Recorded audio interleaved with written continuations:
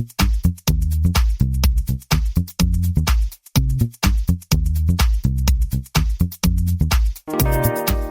everyone, welcome back to episode 393 of the Internet of Things podcast. This is your host, Stacey Higginbotham, and your co-host, Kevin Toffel. And it is a beautiful fall day here in Seattle. I don't know how the weather is where you are, Kevin. How is it? It's actually kind of nice. It's I just checked. It's like 62 degrees and going up to 68 today, which is really nice for southeastern Pennsylvania. See, fantastic. I don't know when we turn into the morning news show, but that's what we're doing here. And now with your traffic update, you're on Chopper 10, and I see lots of cars. Sorry. Okay, so we're going to be talking about a lot of news that is not weather related. We're going to talk about the new Roku smart home stuff. There's a lot of it, and actually we're even going to talk about it with our guest. We've also got an Eclipse IoT survey to find out what developers are using in the IoT. We've got new data on smart home adoption. It is Amazon Prime Day, and we don't care much about that, but we're going to use it as an intro point to a segment on air quality monitoring indoors. Lufthansa, the German airliner, says that you can't use Apple AirTags. We'll figure out if that's just them being German or if there's a real reason behind it. There's more crowding in the 900 megahertz band. We'll talk about what that's going to look like and how it helps the IoT. The White House is going to unveil cybersecurity labeling efforts. We don't know much about it, but I figured I'd give you all a heads up. And we're going to hear from our sponsor, Nordic Semiconductor, as well as our guest this week, which is Janko Rutgers, who is a senior reporter over at Protocol, and he is going to cover a blind spot that I have, which is smart televisions. And so we're going to be talking about the Roku news. We're going to be talking about like why the TV might become the center of the smart home and a lot more. And y'all are going to enjoy it because he's really smart and he is going to cover things that Kevin and I really don't talk a lot about. So all of this and more awaits you. But first, a message from one of our sponsors. This week's sponsor is Firewalla. Firewalla gives you full visibility into your network and the ability to apply your own rules or policies to your network. You probably don't have a large enterprise budget to secure your home or small business network, but Firewalla makes cybersecurity simple, powerful, and affordable. How secure is your network? Are you concerned that your devices could be hacked? Firewalla has protected networks in more than 100 countries to make remote work safe and control what contents your kids see. To learn more about these powerful devices, go to firewalla.com. Yeah, I just got a notification on my Firewalla, which was, hey, there's some new UPnP port forwarding happening on your network, and it gives me the device that's doing it and asks me what I want to do about it, and I appreciate that. I really do. Surprise! Ta-da! I thought I turned that off. Okay, now let's talk about the news. I've really got a TV anchor voice going on today. I don't know why. Roku this morning announced a bunch of smart home gear, and I honestly was not expecting this. We have actually a Roku box that allows us to connect our TV to the internet for streaming. Roku also makes televisions. They came into the market really a long time ago. And it was all about the streaming and creating a platform for streaming content. And for the longest time, they actually had been very neutral. They just were like, buy our hardware and you can access any number of streaming channels. But over time, they branched out into television. They started selling ads. And now it looks like they're going to sell smart home gear as well as subscriptions to like security cameras.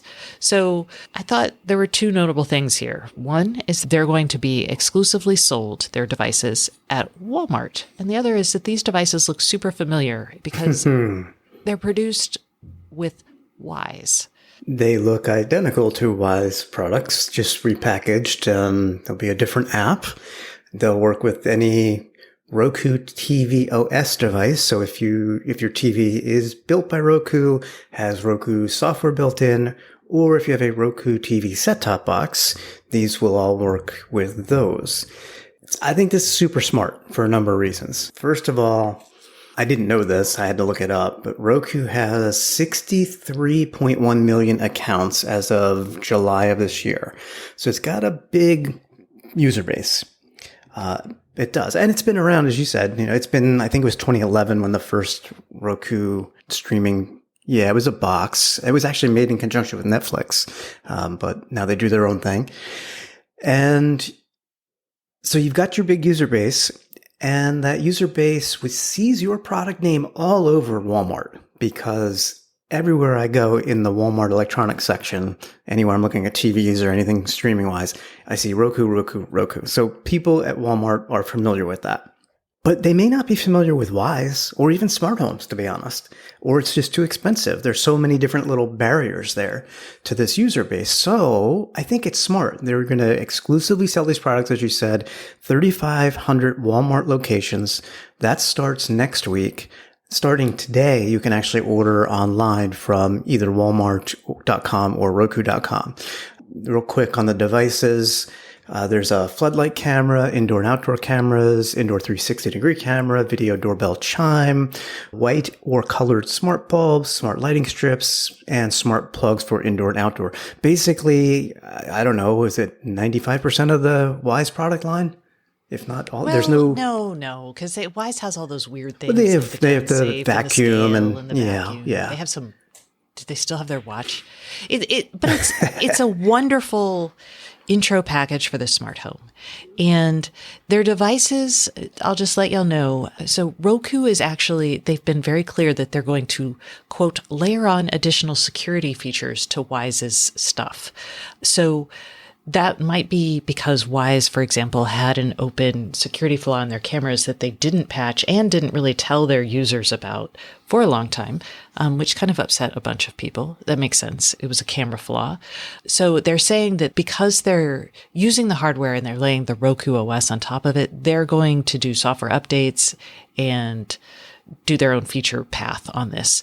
They're also saying that unlike the Wise stuff, their gear is going to be certified by the IOXT Alliance. Now, we've talked about the IOXT Alliance. They're a little weird. They're a good organization. They have some nice security policies, but they also let people self-certify. I'm assuming, but I don't know if Roku self-certified or not. I always associate the IOXT Alliance more with apps. It is popular with TVs. Google actually has certified some of their Android stuff with this. And again, the Home Depot Smart Home app is also IOXT certified. So it's not terrible. It's just another security certification, and there are weak points in it, and there are also good points. Like, it does care about security. I'm actually on the IOXT website, the Alliance website. It actually will tell you for every certified product what the certification method was. And I'm looking at the Roku Indoor Camera 360. It is manufacturer certified. Ah, So it is self-certified. That's a real bummer. Okay. Yeah. And what's really nice, if people have never gone to this site, and I'm not saying, I like their approach or I don't like their approach in terms of certification. I do like how they present the information because they have set metrics like vulnerability reporting program. This product, the Roku 360 camera, is a level 3, so it's not quite to the max, but security expiration date is a level 1. It's all the way to the max. So, they have everything for verified software, proven cryptography, no universal password. It's really done quite well. Yeah, and some of the things, the certification is based on things like how long do you leave your API calls open? How are your app stores and how your app store handles data? What are the password requirements? It is a nice approach for people entering into the smart home, but I do hope they kind of amp that up and maybe get actual certification. So, moving right along, other things that are interesting here, and we're going to talk about more with Yanko. The price here is pretty good. We don't know if it's going to be Matter certified. There's no mention of Matter. TVs are obviously part of the Matter spec, but things like cameras are not. And I know there could be an opportunity here to have, and Roku is a member of the Connectivity Standards Alliance. So I assume that maybe... I assume that none of these products are Matter certified, nor do they probably have the required hardware for this. They're not Matter ready. They're not Matter ready, I would say, because that's going to add cost to what Wise is already doing for them. And the whole point of going with Wise is to keep the cost down. I honestly don't know that it matters that much, no pun intended, because again, I think the target audience, it's not people like you, it's not people like me, probably not most of the people that listen to this show, because people who listen to the show already have smart home gear. I think this is for the people who cruise through Walmart and that's one of their primary places to shop. and they don't know anything about smart home other than it's complicated, expensive, or whatever. And Matter, they don't know what Matter is. They don't care what Matter is. Perhaps Roku or even Wise comes out with a Matter bridge for their things, or Roku starts putting it in their TVs and bridges things that way. That's true. So yeah. This is step one. Yeah, it's right? cheap lights. It's what it is. And they can monetize their 63.1 million accounts more now with subscriptions and they sound just like the Wise subscriptions, quite honestly, in terms of cloud storage and package notifications and smarter alerts and such. So, it's a relatively low risk way to build your revenue stream. And I should mention that this is going to work with Google Assistant out of the gate, and then Roku Voice and Madam A are coming early November. Right. And that also is why I was thinking this is definitely not Matter, because there was no HomeKit support right off the bat. Oh, that's right. Okay. So, that's the Roku news. I don't think this is, y'all love the Wise devices, so maybe you'll love this. I live in a Roku household. I don't know if we mentioned this, but if you use like the Roku cameras, you will actually, I could put those cameras up and see it through my Roku system on my television. So you know what? I'll pick up a camera or two and be like, hey, how long does it take? And I'll tell you more about it. Well, that's what I'm really curious about and I know we're going to talk about this in our IoT podcast voicemail. I just wonder how well the streaming works from those cameras, because with Google and Wise, I have not had good luck. Okay, well, we'll check it out. And speaking of Matter, there's a lot of conferences. Google's got a conference, Microsoft has a conference, and Samsung has its Smart Things Developer Conference. And at that event, it announced that it is expanding its partnership with Google to make smart home interoperability better using Matter. So in the coming months, your Samsung Galaxy phone and tablet will let you easily onboard Matter devices to both SmartThings, but also the Google Home ecosystem. So that's that multi-admin feature that we talk so much about. And this sounds like at least Google and Samsung are working to make like that easy, which makes sense. They've got Android in common. I like the described implementation. So when you go into the SmartThings app, if you've already added something to Google Home, it'll pop up and say, hey, this is already part of Google Home. Do you want to add it to SmartThings as well? And it says vice versa. So adding through SmartThings and then using the Google Home app later. So that's part of the promise of Matter. So that's wonderful. Yeah. And, I talked to some people about the spec, and I think it's worth noting that with the certification, and we actually probably should talk about this because we talked a lot about it last week because Matter became official, basically. They released the official certification and the SDK. And the SDK is all of the Matter code it's a software stack that you can load on your device to presumably make it Matter compatible. And then you go through the certification process, which is all now open. That doesn't mean. So I was like, let's get Matter on my devices. How quick can it happen? It's not happening quick, y'all. They're having an event the first week of November in Amsterdam. I don't know if I'm going to go. It's so far. Just for one day. Ugh. Oh, anyway. Just go. So my crankiness aside. So there we're going to actually see a lot of the demos. And I did a little roundup with about 10 companies and I was like, hey, when can I download Matter? And the answer is like later.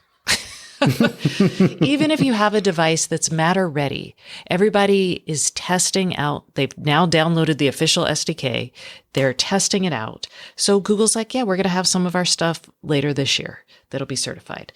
Nanoleaf is launching new products later this fall that will be certified, but your existing gear might not get an update for like a little bit longer. So it sounds like in Nanoleaf's case, for instance, they're prioritizing the new devices and then they'll do the updates later. I should also say last week we said there were 4,000 devices running Matter. I said that, and I'm going to tell you why I said that, because on the CSA website, that's what I saw.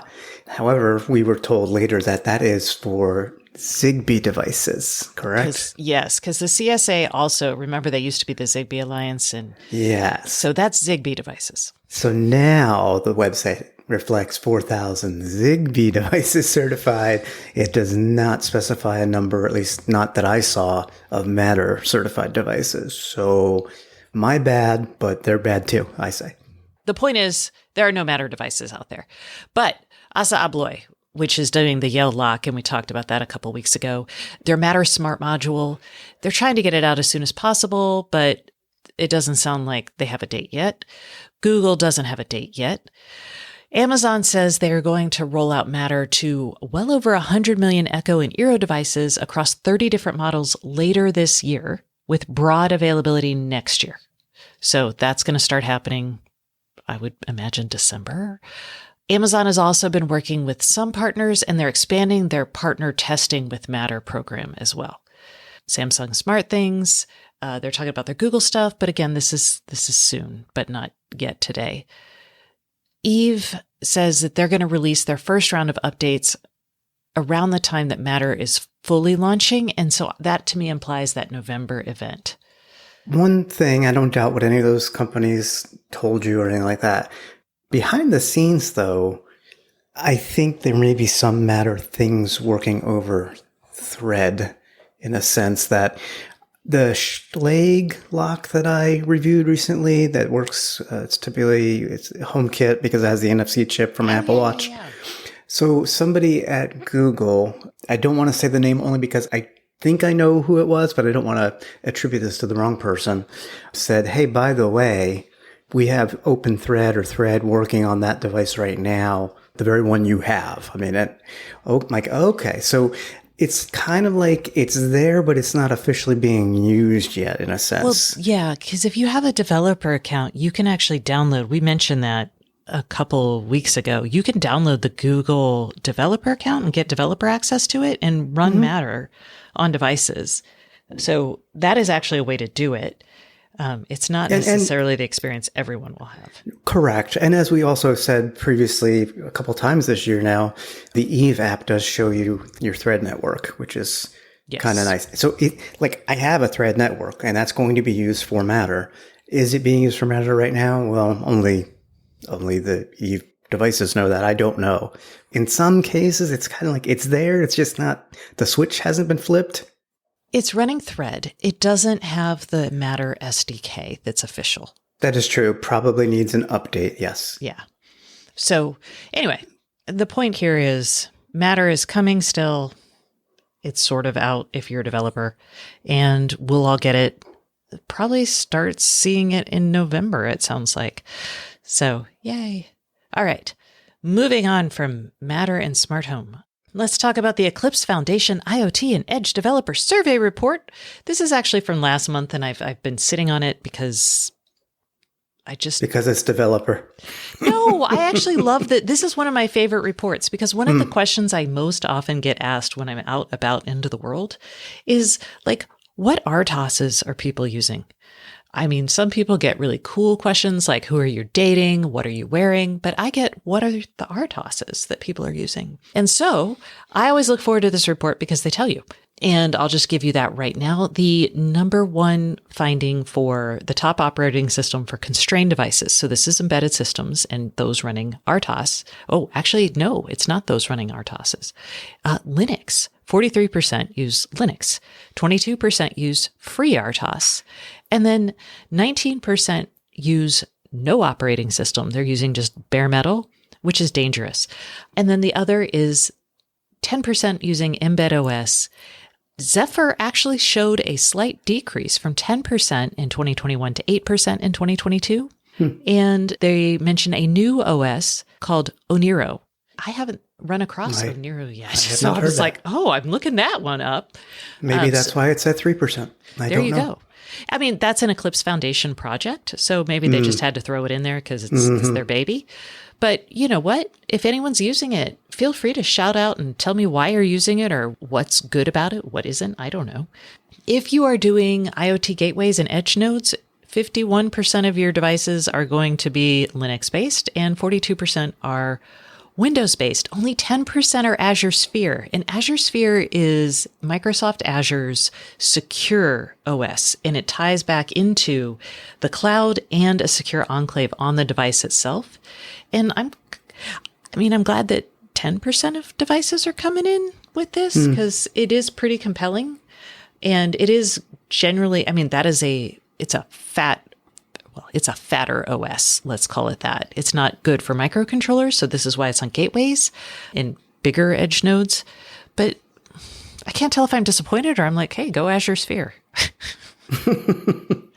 I want more security, not less. The IoT and edge computing developer concerns strikes me as, let's just say I'm surprised. The top developer concern last year was connectivity at 42%. 42% of developers were concerned about connectivity.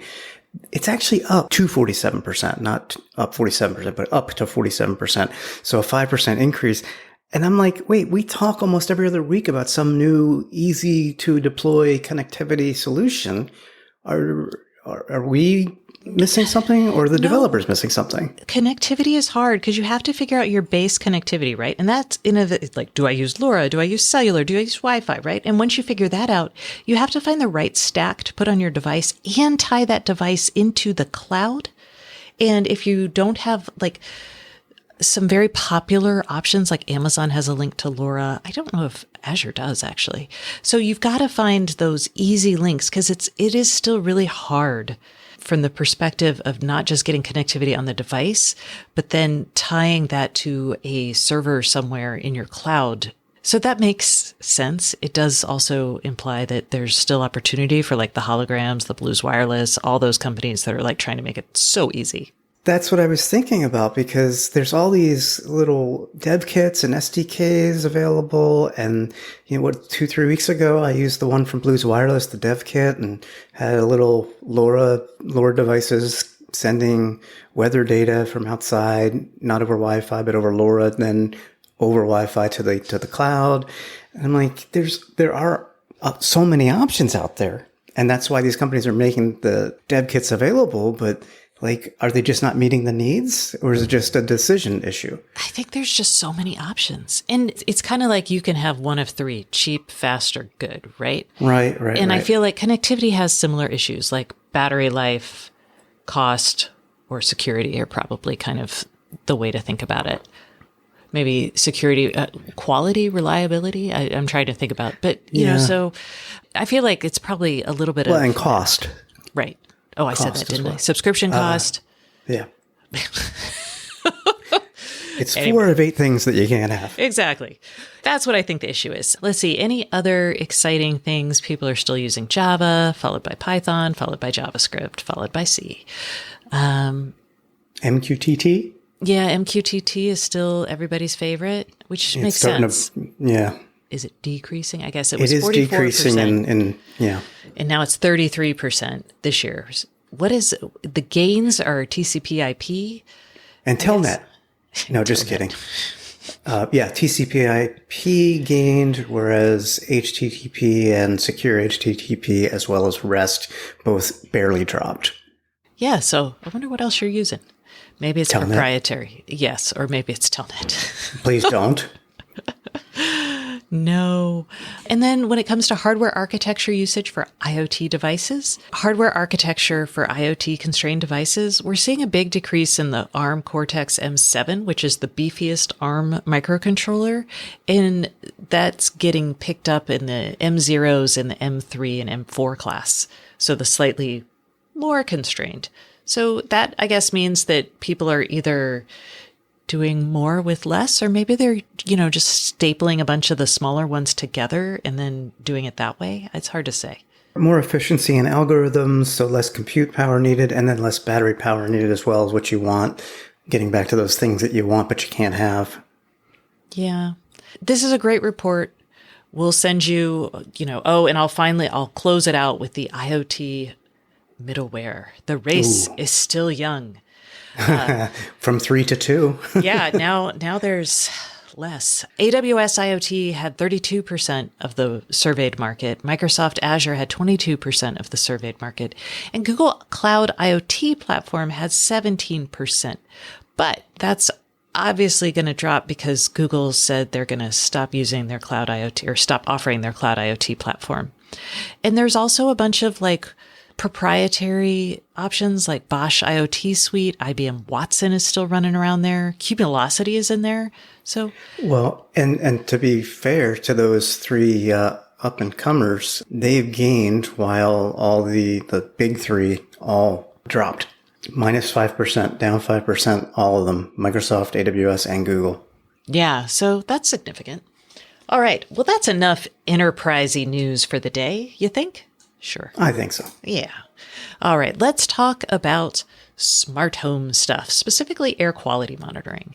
And I threw, it's Amazon Prime Day deals, sales, whatever. I don't really care so much about that. There's plenty of coverage on that.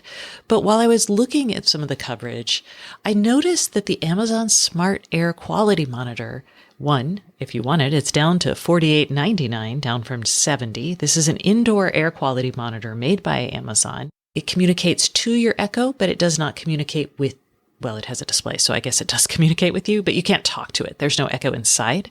But if you pair it with an Echo, the Echo will give you air quality alerts indoors.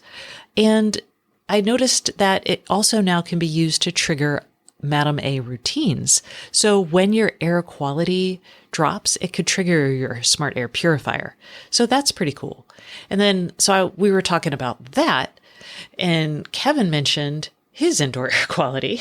Yeah, I have poop air. I don't mean air from poop. I mean just really poopy air quality in my house, apparently. And I only just noticed it in the past couple of days. I was looking at the newest Ecobee Smart Thermostat Premium, I believe the name of it is. And I noticed that the display said I have poor air quality. So I looked, and they give you a really easy to read 8 or 9 bar line graph that tells you if the air quality is good, fair, or poor. It tests for carbon dioxide and VOCs. So as soon as I saw that, I'm like, oh, well, let's open some windows and let's run some fans. And it's been almost a week now, and I still generally have poor air quality according to the thermostat. I've gotten it down to fair, but it really hasn't gone. It's more often than not stuck on poor. So yeah, I don't know if it's legit or we just have poop air. Well, I was going to ask if you have I think at one time you tested an Aware device. Yes, but that doesn't test for these. That tests for particulate matter and I think it's humidity. Okay, because I have an Aware that does VOCs and carbon dioxide. And the way that it measures it doesn't give you like a baseline measurement. So no, it's a relative measurement compared to historical data. Yeah. And so I do and I know they don't make this anymore. I'll have to go check their latest one. My Aware tells me the parts per million for carbon dioxide in my house. Mm-hmm. And I will tell you the way that Aware ranks it is the good is 0 to 1,000 parts per million. And you can't get any lower than 400 or 410. I can't remember what parts per million we're at just based on the environment around us, right? The mm-hmm. outside air has that much carbon dioxide in it. That's why we're warm. Thanks, climate change. So I'm looking right now and I've got 559 parts per million. If I sit here in my studio for another hour podcasting, it'll go up. And I can see exactly by how much. And the same with VOCs, it gives me my parts per billion. And that's a pretty sensitive, 345 parts per billion that gives me good. And then I get into moderate after 345. I never really get to good with VOCs because they're just everywhere. Mm-hmm. Your carpet, your paint, your furniture, everything. So you may not be able to, it'll budge a little bit if I open my windows, but it doesn't actually go very far down. Right. I mean, maybe I need to, sure there's an option to do this, is recalibrate the thermostat. It might be that you just have really no poopy outside, air. Well, I was going to say no outside air coming in. The fact that it changes when you open your windows and then doesn't budge if you close them indicates that. Yeah, I would agree. It doesn't change much when I do that, even all day. And when my wife and I are upstairs and the thermostat is downstairs, that's where the sensor is. There's nobody talking. There's no, we're not creating carbon dioxide by any means. We have some plants down there. The VOCs, I don't know what the issue is there. You did a renovation in your kitchen, so that's probably your VOCs. That was a year ago. And I VOCs know, I know, but maybe. Anyway, the point here is, we'll get you another sensor C. But as companies are focusing on indoor air quality, I do think it's worthwhile to add the option to go deeper into this information, because as Kevin's discovering, it's like, you have crap air. Yeah. And now what? Open a window. And it suggests to do exactly what I said and what you said, open the windows and run a fan, I mean, that's really all it can do. So can I just make one plug for one deal that's out there on Amazon? Yes, do it. Because it's related to TVs and it's a good deal.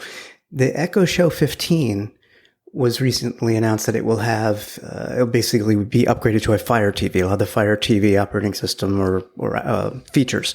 That's normally $250. You can get it for $169.99 on this deal. And yeah, it's a 15-inch TV, but it's, it's a smart display and it's a good deal. Maybe I'll do it. Do it. Do it, Stacey. All right. Speaking of air quality monitoring, maybe this is what I'll send you. This is just a little device. Actility, which is an IoT connectivity provider, they worked with a company it's a German sensor company, to create a IoT indoor air quality solution. So this uses LoRaWAN. It uses CO2 monitoring from Zener, which is the German sensing company. And then what it does is it basically measures only CO2. But this is a big thing right now because people are using CO2 as a proxy for ventilation, which means like COVID transmission. So that's why they're doing this. And if that's something you're interested in, we'll throw a link in there and maybe I'll send Kevin one. All right. Parks Associates. This is a research firm, does IoT data. Just a little thing ahead of they're doing a summit at CES. So they decided to announce some new research. That research says that 38% of households now own at least one smart home device, up 2% from the previous year. Well, that's good for Roku. And 27% of U.S. households report buying a smart home device in the past 12 months, and 44% of households report intentions to purchase one in the next 12 months. That must be the Matter bump. Yeah, because really what this says, it's up only 2%. This is not tremendous growth. No. So I think that was the waiting for Matter. We'll see. Keep an eye on that number next year. All righty. Little news bits. Lufthansa, which, again, German airliner, they've decided that you can't bring functioning Apple AirTags into your checked baggage. And they're saying it's because you can't have personal electronic devices working on a plane inside the plane. Well, I mean, yes, there are guidelines that specify that, but I don't think that guideline applies to an AirTag, which uses the same battery as a regular watch. I mean, are you saying I cannot put a watch in my baggage, my checked baggage? No. I think what happened is, from what I saw in these reports, some people were using AirTags to find their luggage because Lufthansa wasn't delivering the luggage as quickly as they had expected. And then people were tweeting about it. It made Lufthansa look bad. And then they're like, we're banning AirTags was the response to that. It kind of feels like that, doesn't it? It feels like retaliation. Yeah. But yeah. I don't think this is going to work. I don't think so. You might want to reconsider that. Yeah, my AirTag says my luggage is right behind you in your luggage office, and they say you're not allowed to have those on. I mean, okay, right. Sorry. You can't make me look bad. Cut that out. All right. Speaking of wireless, the ITU, the International Telecommunications Union, they have put their seal of approval on a standard for wireless over-the-air power in the 900 megahertz frequency band. This is used by Energis, which has a wireless transmitter. It's a transmitter, and they can transmit from between 1 watt and 15 watts of power. Over the air. Over the air, right. They're power bridge transmitters. That's what they're called. And you have to have the appropriate receiver on the device. So this is kind of a closed system, much like Qi is. I bring this up because 900 megahertz is really crowded. You've got microwaves, you've got baby monitors, you've got walkie-talkies, and now you've got wireless power. But sure, it's all going to work, possibly. An ITU recommendation is good. It's not the only recommendation. Like, for example, the ITU has a different 5G radio spec than the 3GPP, which talks about 5G, right? So this doesn't necessarily mean this is like the end-all be-all, but it is a good starting point, and it is a point of validation for this technology. So I'm excited as an IoT person. The availability of this sort of charging is important. Yes, for charging your wearables. I mean, that'll be nice if you never have to plug in your watch because there's a device in your home that's transmitting and you can always just keep charging as you're going about your day, trickle charging kind of. Might also work for things like door locks. But I really see a lot of potential in things like retail stores for powering sensors. And we actually talked about this, I think, a couple weeks ago, a store using it to power like price tags. In Australia, yeah. Yeah, sensors and price tags for inventory management and just understanding where things were in the store. And that's like really compelling. So, yay. Okay. And then finally, we're probably going to talk about this next week because that's when it's going to actually be unveiled. But the White House National Security Council is going to announce plans for a consumer products cybersecurity labeling program. And this is going to be for internet connected devices. And this will happen on presumably October 19th. We've talked about cybersecurity devices and like labels that might be like looking like a nutrition label. They say this is going to look more like an Energy Star label. So that just might be like this product meets basic security. They're saying that this will probably rate products based on how often like they deploy patches for software vulnerabilities, if they connect to the internet without a password. But it's not clear who's going to verify this or what agency is responsible. But I can't wait. So we'll talk about it. And I also like that the White House folks are working with the EU to have some alignment on these standards because if you can do this globally and do it once and everybody agrees, it's going to be a much better process in the end, I think. Yeah. Well, getting to that point is hard, yes, but if you can deliver a global standard on this label, that's a good thing. Yeah, it would be a good thing. And so would world peace. Stacy sounds not so optimistic. That's all right. I've got no optimism right now. I'm working from a broken toe, y'all. All right. That's enough for the news segment of the show. Now it's time for the Internet of Things podcast hotline, which is brought to you by Silicon Labs. Works With by Silicon Labs is the go-to developer conference for building the skills needed to create impactful, connected devices. Works With has already wrapped, but you can still access all that technical training, including a lot of information about preparing for Matter at workswith.scilabs.com. And if you call us on the Internet of Things podcast hotline, you will be entered to win a prize for the month of October. And October's prize is it a smart speaker of your choice? A Matter. That's right. We're going to do a Matter controller. Ooh, this could be hard because we don't have Matter stuff yet. Call us anyway. You'll win something. And if it's not a Matter controller, we'll tell you next week what it might be. You can call us at 512-623-7424 and you'll be entered to win. All right. This week, our voicemail comes from North Carolina.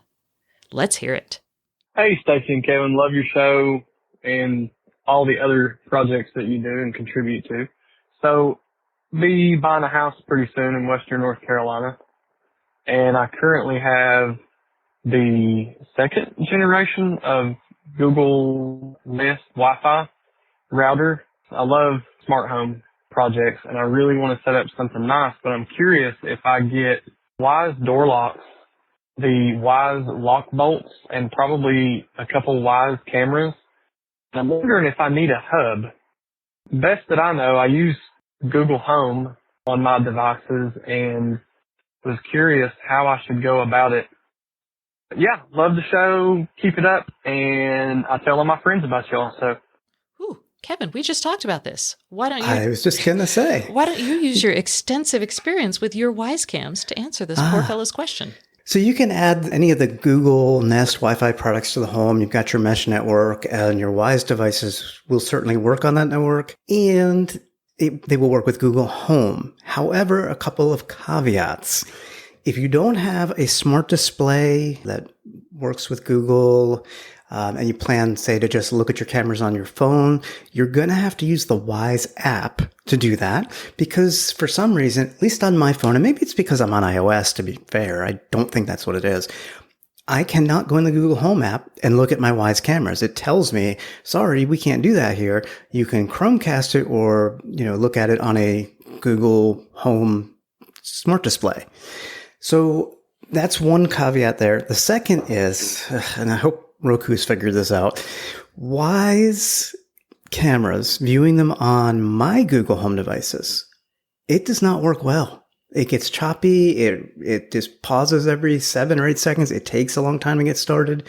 Maybe it's my network, maybe not. I don't know. Compared to my HomeKit cameras that I view on my iPhone, my iPad, etc.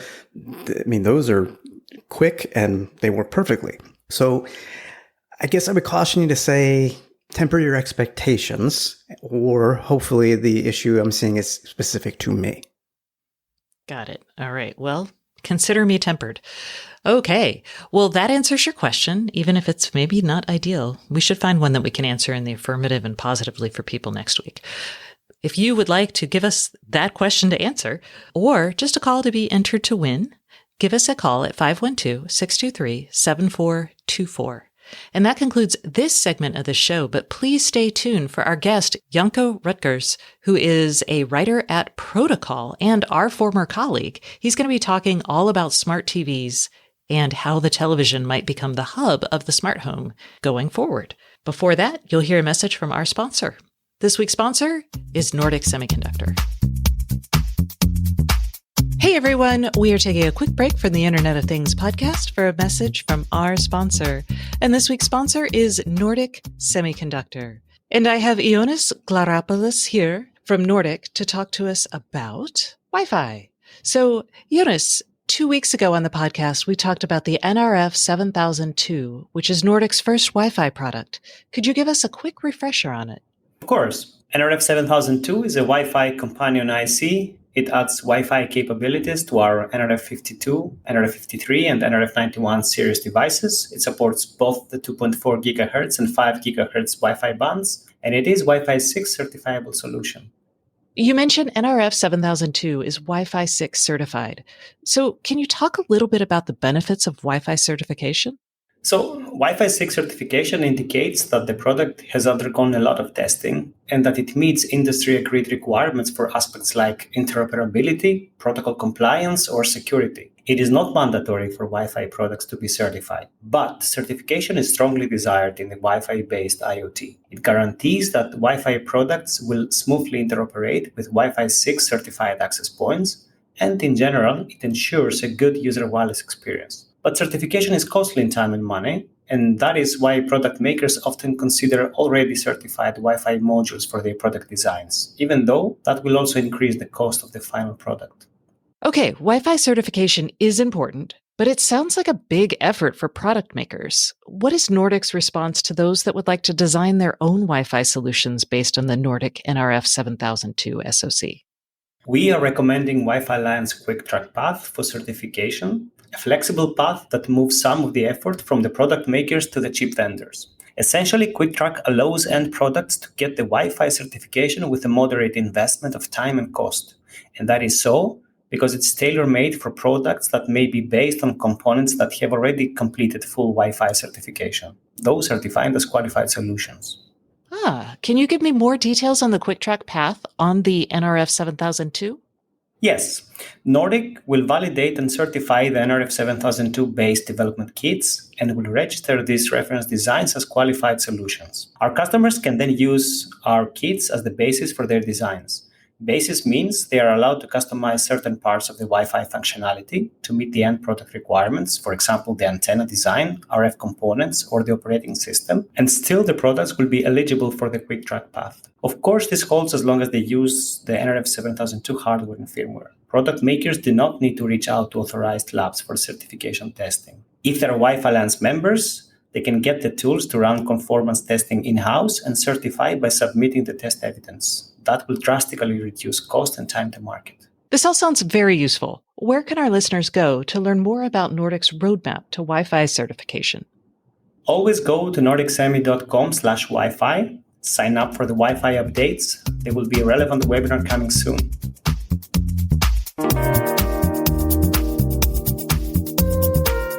Hey everyone, welcome back to the Internet of Things podcast. This is your host, Stacey Higginbotham, and today's guest is Janko Rutgers, a writer at protocol. I am so excited to have Yanko in the show because he and I used to work together for so long. Hello, Yanko. How are you? Hey, Stacy. Good to be here.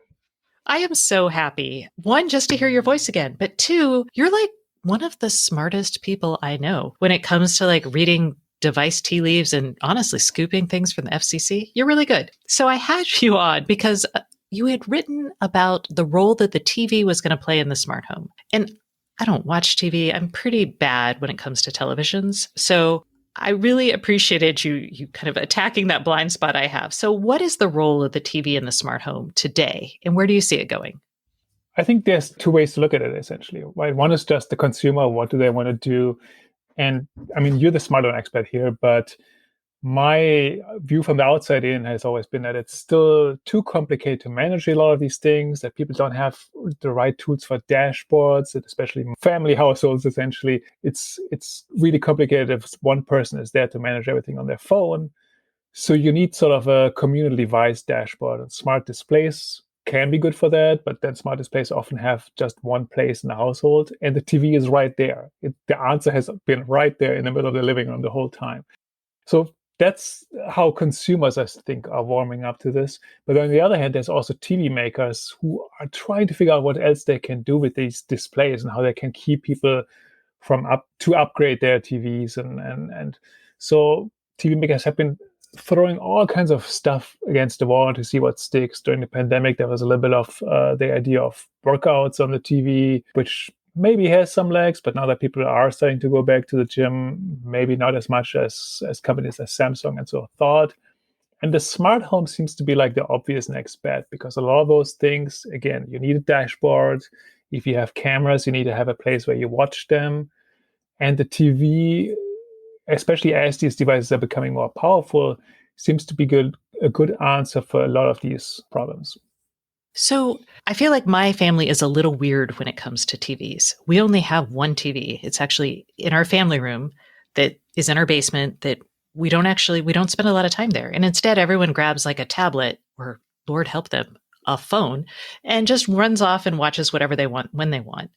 And so I look at like the idea of the TV as being the center of the smart home, and I'm like, God, the TV doesn't even really play a role in my home. So what is the normal home TV experience like these days?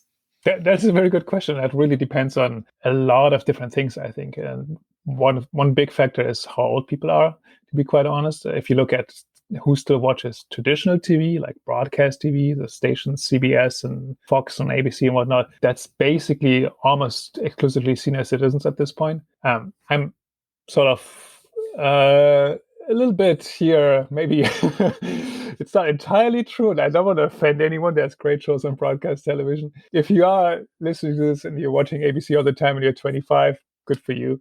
But I mean, that is sort of the demographic shift that's going on. Everybody else is watching streaming, but people are still watching a lot of streaming on TVs as well. YouTube has hours and hours of usage on TVs.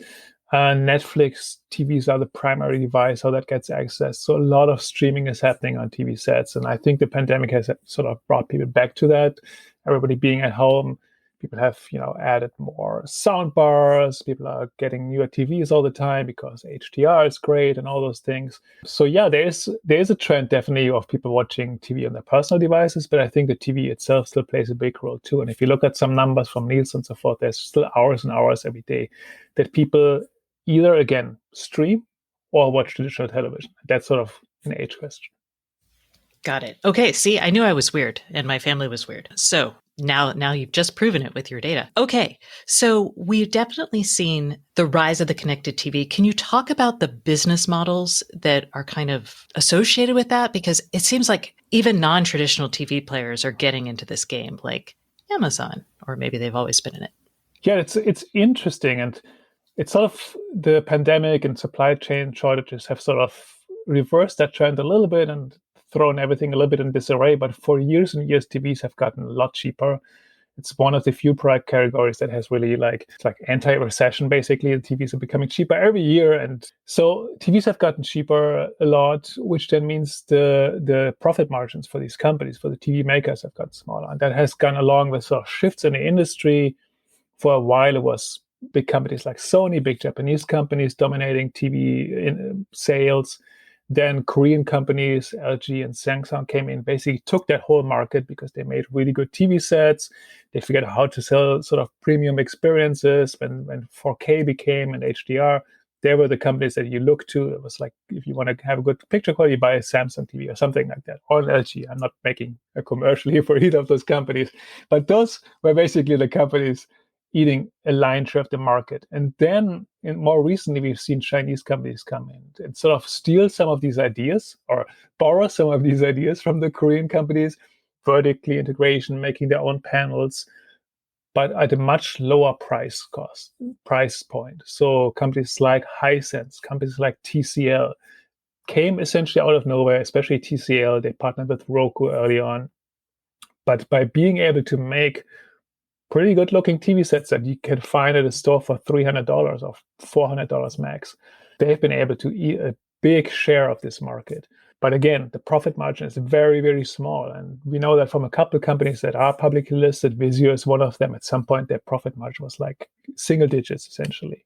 And then if you have to, reduce your price for sales, Black Friday is coming up, there's basically nothing left. So you have to figure out another way to make money.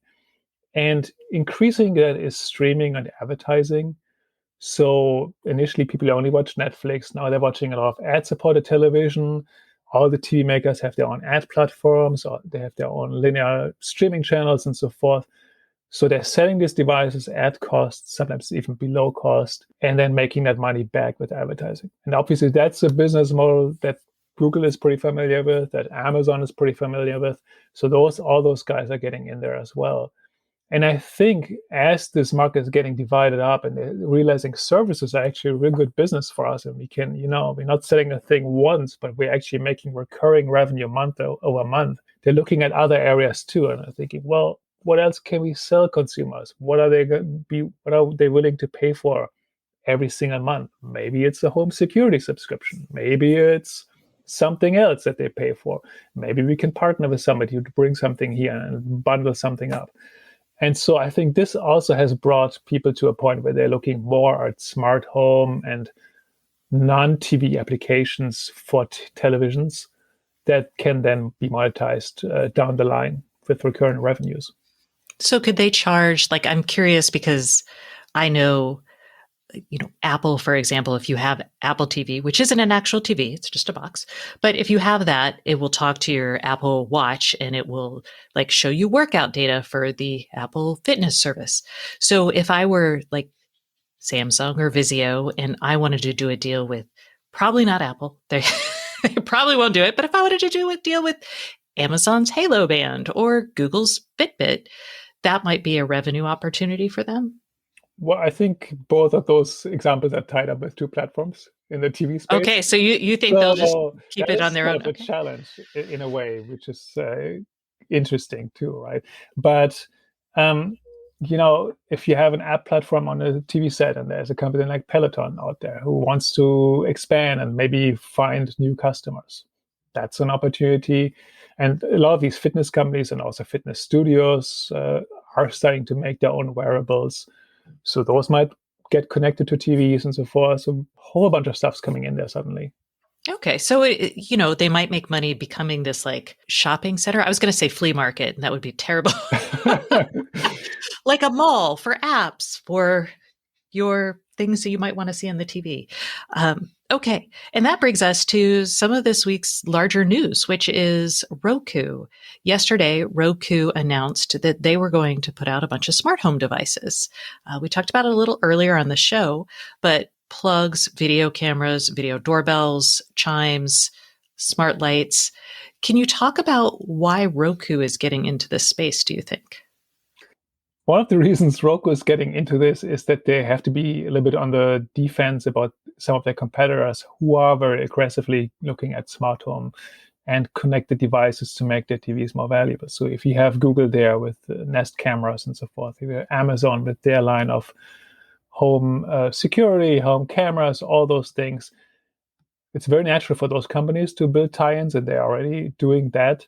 Roku doesn't really have any of this. And so if they want to still market their products to consumers who are looking for ways to watch their doorbell camera on their TV, and they buy now a Ring camera, and then they find out, oh, that doesn't actually really work with my Roku. Now I got to go buy a Fire TV or something like that. So they have to find an alternative to still stay relevant to these consumers are looking for additional use cases. The other point is too that Roku is also really interested in services revenue. So they are making a lot of money with advertising these days, basically selling their hardware below cost because of all the supply chain issues. But they're making that back. And I think this is probably also a way to ensure that those service revenues keep going even when advertising is sort of maybe getting a little dicier with the economic situation. So adding another leg to that stool only helps Roku.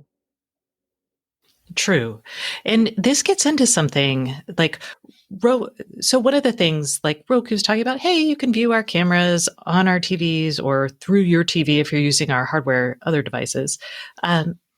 This isn't possible today with a lot of TV ecosystems. And I know a lot of our listeners are really thinking like Matter is going to help them with this. And I think it's important to say that while TVs are covered in Matter, video cameras and any camera device is not, which means your TV might control your HVAC system or your lights, but it's not actually going to be a place where you can see your doorbell chime on your TV during your show, which I think is, like you said, a reason Roku might do this. But what do you think the implications are for Matter in the television ecosystem? I think back to the point that we were making earlier, or talking about earlier, I think there is sort of still a need and use case for a Uber dashboard or something for the smart home. If you have devices communicating with a common standard, with an IP-based standard, that helps to bring that data to any surface, and that can include TVs. When it comes to some of these more advanced use cases, so picture-in-picture is outside of the spec, of the Matter spec, but it's also a challenge for companies like Roku who basically build very inexpensive hardware to make that work. So they might very customize these things to make these cameras work together with their TV sets. So that's a little bit outside of the spec, but I think this Matter still can help a lot to tie a lot of these other things together and then bring the TV more to the front again. And I will say, and again, this may be that I'm weird, but when I'm controlling things like on a digital display, like the Echo Show 15, the big Echo Show, one of the really nice benefits when interacting with your smart home is a touch screen. And I mean, voice is great, but touchscreen is also really nice with those devices. The TV doesn't seem to offer that. What is kind of the user interface for a TV? Is it just information delivery? I mean, the D-pad is powerful technology that has ruled our lives for 30 years or something like that. So there's a lot you can do with a plain old remote control, obviously. And if you visualize information correctly, then you can do pretty good information flows. And that's something that TV makers have learned the hard way through working with streaming devices, how to make these types of information available to you without like making you go down crazy decision trees, but just having it flat on the surface and making it contextual aware based on the time it is, time of day, maybe who's watching, and so forth. All these things can also help build similar interfaces for smart homes on televisions, right? But to your point, I think we are also seeing sort of a little bit of a gray area of new devices emerging that are relatively big screen smart displays, but then also double as TV sets, like the Echo Show 15, which now is getting the software update that basically turns into a Fire TV every time you want to watch TVs. Google has also talked to partners about new form factors for TVs that will need touch screens. We haven't seen those yet, and I think that actually hasn't been reported yet. I just heard that somewhere. So little tidbit here. But so we're seeing these devices show up that are maybe TVs, but also maybe have touch screens and will work in different rooms in your house. So a TV for your kitchen that doubles as a smart display. TV even on the go. Fire TV, Amazon has been working with car manufacturers a lot to bring TVs sort of into the backseat anyway of their cars. The BMW has like a giant display in there. So we're seeing TVs have a unexpected staying power, but they're also changing and becoming more. It's becoming easier to interact with TV sets through touch, through voice, through multimodal interaction, which can then ultimately benefit smart home control as well, I would imagine. Yes. Awesome. All right. Well, Janko, thank you so much for coming on the show this week. I appreciate it. You're welcome. And that concludes this week's episode of the Internet of Things podcast. Please join us next Thursday and don't forget to subscribe. And if you can't get enough IoT news, I would love for you to sign up at www.stacyoniot.com for our weekly IoT newsletter, where we explain all kinds of things that we don't even get to on the show. Once again, thank you for listening and please subscribe.